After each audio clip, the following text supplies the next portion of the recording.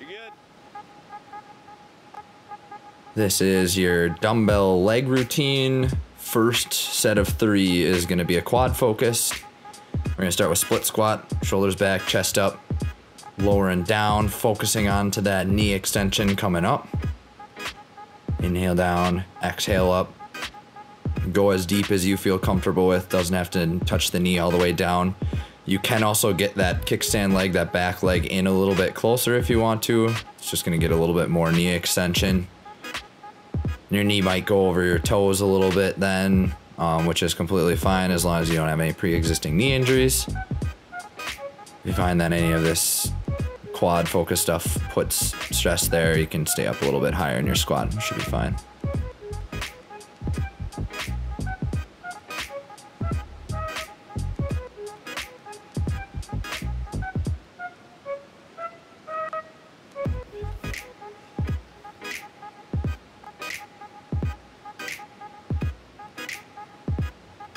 Okay, your next move is a narrow squat, and you're going into a forward lunge. So that narrow stance of that squat is going to keep that tension on that leg extension, as is pushing away with that forward squat or forward lunge. Keeping those shoulders back and chest up through the whole movement, even lunge and squat. Sit back into those heels for your squat. And I always keep forcing into my heel with that lunge just so you have a little bit of glute balancing you on both of these.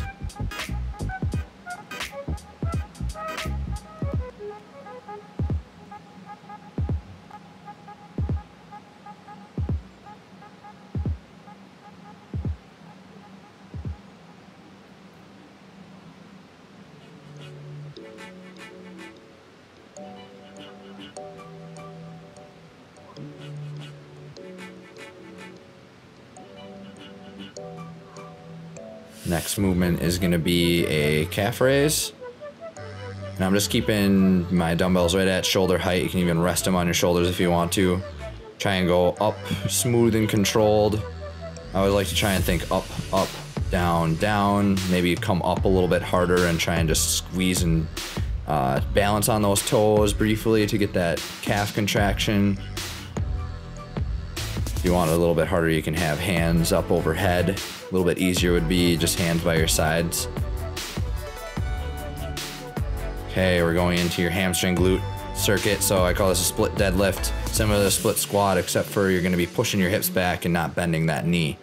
Keep that slight bend in the knee, and then just focus on lowering down, feel your hamstring stretching, and then as you get to your depth that you would like, you're pushing that hip forward and squeezing that glute. And the split stance gets that single leg focus in there, which I like to work on muscle imbalances. Notice how the spine is in line with the hips. You don't have to go down as deep, you only have to go as deep as you feel comfortable with. Sometimes just staying at that knee is a better place to start with rather than going below where you might get unbalanced or around your back.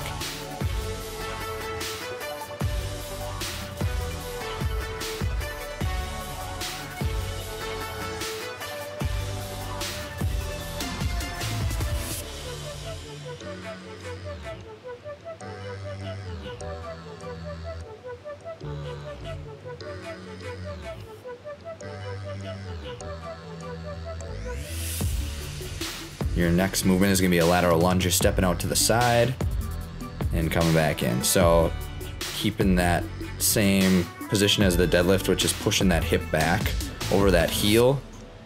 You are bending your knee this time, but I like to think like with that bending of the knee, glute is pulling down into your heel with your hamstring, and you're reaching that butt back kind of like you did in the deadlift. And as for getting your inner thigh in there, for the hip focus is going to be squeezing, kind of like where you're bringing your ankles in together and squeezing that inner thigh in. Try not to round, keep those shoulders back, chest up. And inhaling down, exhale, push through that heel and really engage that glute and extend.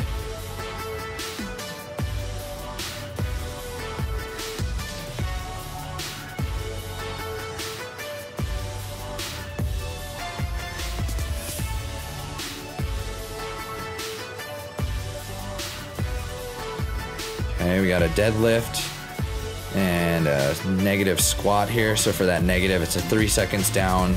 I like to kind of give a little pause at the end just to squeeze the glutes. So whether that's the squat or the deadlift, it's just pre-engaging that area and then pushing up and squeezing. And with that slow position, you do get 2 breaths in there, inhaling down off that deadlift, exhaling up, inhaling down on that squat, exhaling up. And I just like going a little bit slower because you can really keep the tension on that backside and you don't feel as much quads, especially in the squat.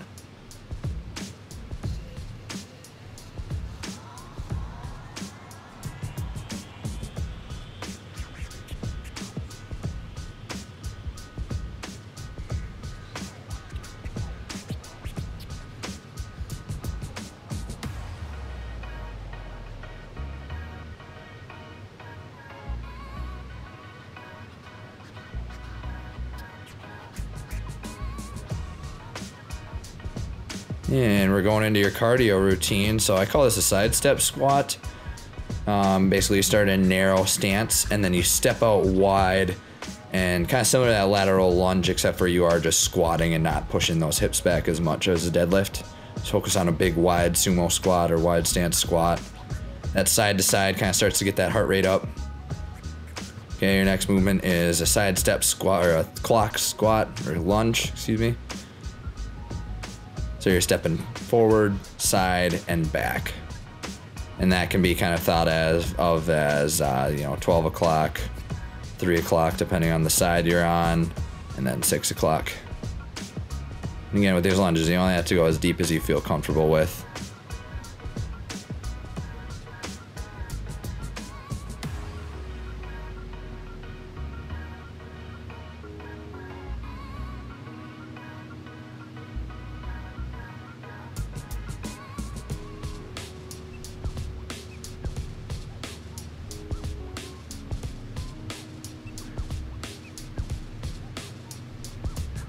Remember to control your heart rate, inhaling down, exhaling up. Keep that force into the heel. And when you're stepping back, you do keep the front leg force into the heel for your balance. Chest is up and shoulders are back through the whole time, keeping that core engaged. That'll help with the balance too. Okay, to end it off, you got your jump squats. This is your final burn of that heart rate. Sit down into that squat as deep as you feel comfortable with, and then extend coming off those toes. You get a little calves in there too. And finish off with 10 reps. And that is your leg day routine.